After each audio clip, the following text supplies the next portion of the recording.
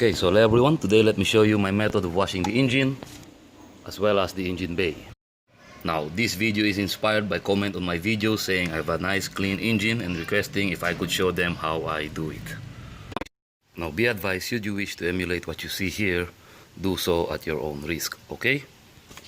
Now this is the pump that I will be using, or power sprayer or pressure washer, whatever you want to call it. I will also be using this lance as well as this foam cannon. And inside here is just ordinary dishwashing liquid. This is what I've been using for years now, as far as I'm concerned. I see no reason in buying a special soap or special shampoo for car care. I find it too very impractical. Now before we begin, I would like to emphasize that don't do this while the engine is still very hot. Wait for it to cool down. This is a safety precaution. What we are trying to avoid is the possibility that a crack might develop on the cylinder head or on the engine block if we immediately douse it with cold water while the engine is still hot. Next thing that we do want to do is to disconnect the negative terminal. I have a video with regard to the proper way of disconnecting or connecting your battery, link of which is in the description below. Disconnecting the battery terminal is for us to avoid shorting things out, okay? Again, this is just a safety precaution. Next thing that we will do is to identify the areas that we want to get clean, like underneath the engine, the oil pan, and the parts that as much as possible do not want to soak with water, like the wirings, the fuse, the alternator, headlights, and etc. Now don't get me wrong, okay? Those electrical components will get wet. There's no way around it. The idea is not to focus too much water on those electrical components, okay? So let's begin. Now we'll start by soaking it with soapy water.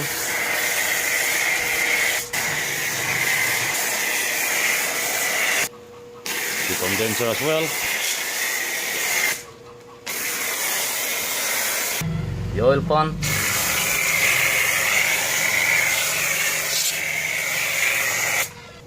And we'll do the same on this engine.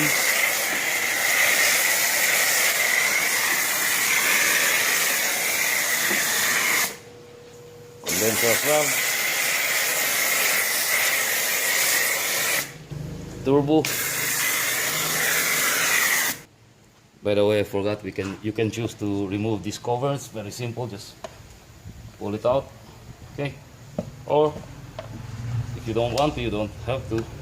But basically this is just a cover, and this serves no other purpose than just purely aesthetics. This is just there just to make your engine look more advanced and high-tech, but in reality this is just a piece of cover. Okay, so again, soapy water, radiator, your clutch pan. Forgive me, it's difficult to do this with one hand. Okay. But this is just so you'll have an idea. Okay. Don't be afraid. Now we will just wait for a minute or two, let the soapy water work its magic. At that, we'll put some soapy water in this bucket. And it's not a bad idea to do some scrubbing. Okay, just like so. Do some scrubbing. Okay, just like that. Okay, valve cover, intake manifold, radiator hose. Okay, timing belt cover.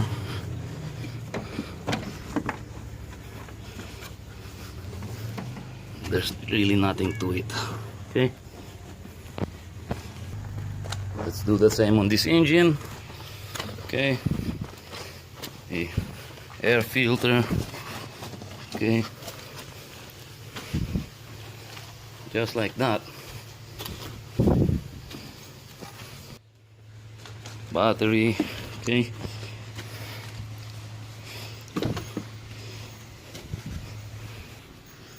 If you want to be really meticulous, you can also give the fan a good scrubbing as well.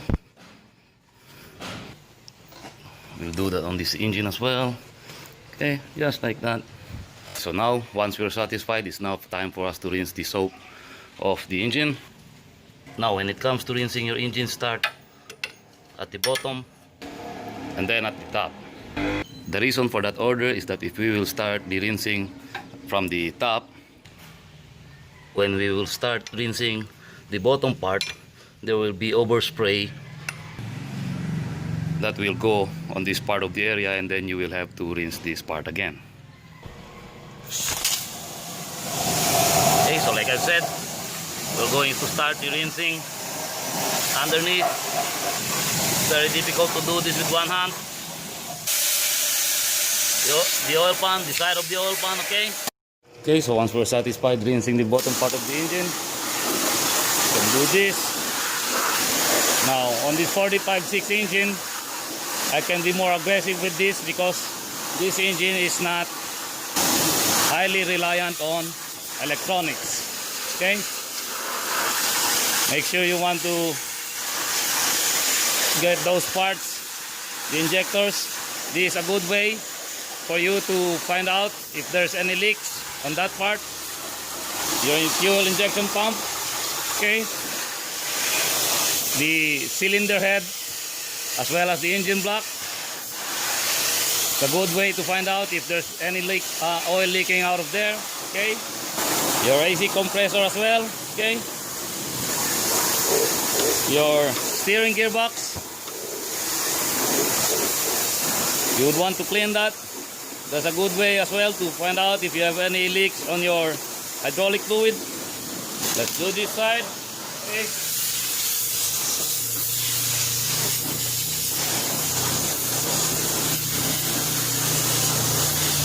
Intake manifold, exhaust manifold,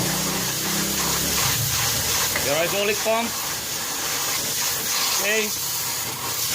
By the way, this lance is homemade, so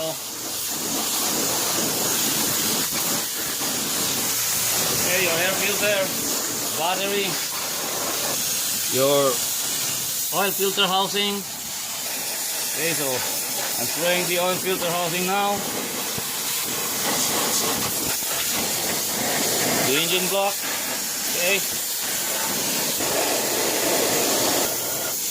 We're going to rinse the fan as well as the radiator. Be careful with this, not to apply too much pressure, otherwise you're going to bend your radiator. Okay. Power spray the brakes as well.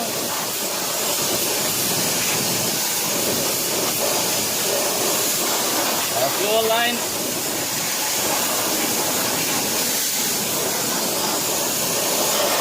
Our clutch. And we will do the same on this engine. Now this is what I was talking to you about, not to focus too much water on those electrical components, okay? I mean, don't pump too much water inside those electrical components, like on this part right here, like so, or here, okay? Now, just easy, just rinse it, turbo, or air filter, really nothing to it.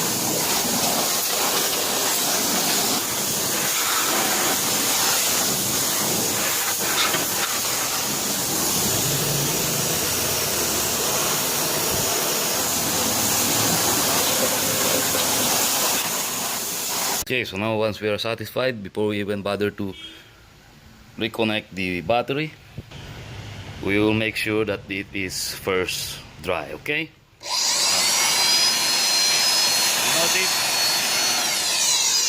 You notice, I'm going to focus my attention on those electrical components that got wet.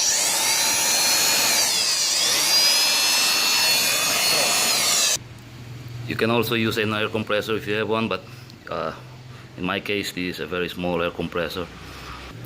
Waiting for this thing to fill up is just too time consuming. This is much better because this blows hot air from the hot motor. Okay. Just like that. Make sure that all these electrical components are dry.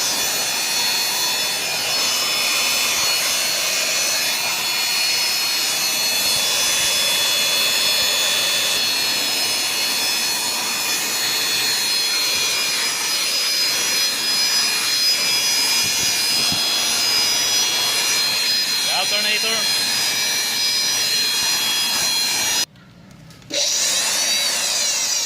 The same thing for this engine.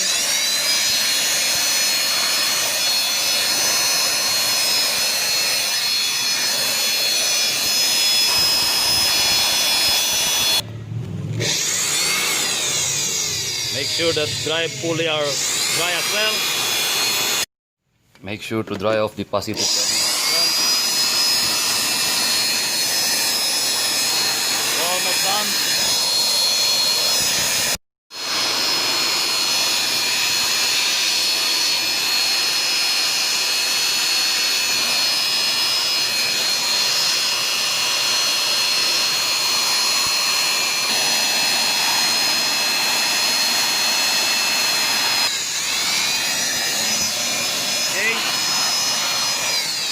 So now we're almost, at least I would say, about 80-90% dry. The next thing that we would want to do, or the next thing that I'm going to do, is I will now reconnect the negative terminal. Okay, cover on. Then I will start the engine.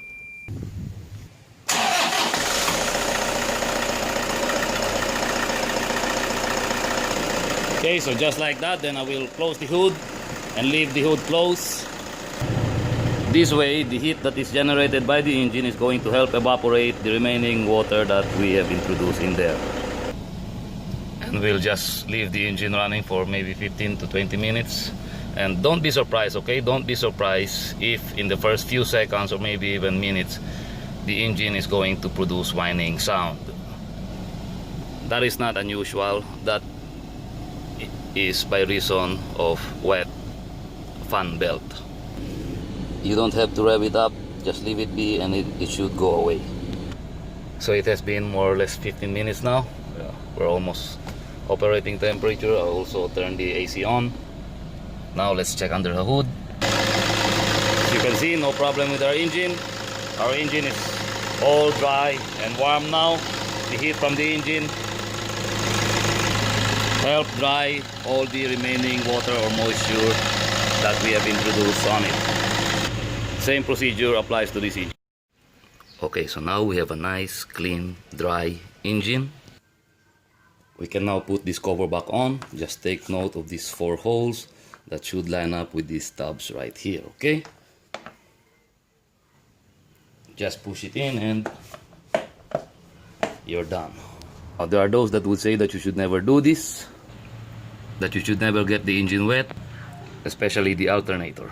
Now, my take on this is vehicles, the engine, as well as its components, are designed in such a way that it could withstand the elements like water, heat, dirt, etc.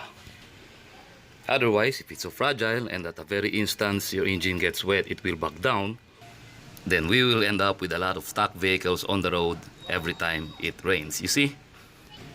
Now, this 4D56 engine, the alternator is located underneath. The same with this D4D engine. Now, when you're driving down a wet road, naturally splashes of water will get to the alternator, but it will still function. As far as I'm concerned, I've been doing this method for years now and I never had any problems. In fact, I will dare say a dirty engine will cause more problems than a clean one. That dirt, oil, and grime will get to parts of your engine and it will cause more problems. Another advantage with having a clean engine is that should any leak appear, like oil leaks, coolant leaks, brake fluid, refrigerant, hydraulic, or fuel leaks, it will be much more easier to spot. Now, before I will end this video, I would just like to say again, should you wish to copy what you have seen here, do so at your own risk, okay? But just remember this. 1 is never to wash your engine when it's still very hot. 2. Disconnect the negative terminal. 3. Don't focus too much power spray on any of the electrical components like relays, the fuse, the alternator, or wiring harness. Okay? And 4. Make sure that they are all dry, especially, like I've said, the wiring harness, relays, the fuse, before you decide to start the engine. And everything should be fine. So anyway, I do believe that's it. I hope you enjoyed this video. Like, subscribe, share if you want to, only if you want to. And as always, thank you for watching.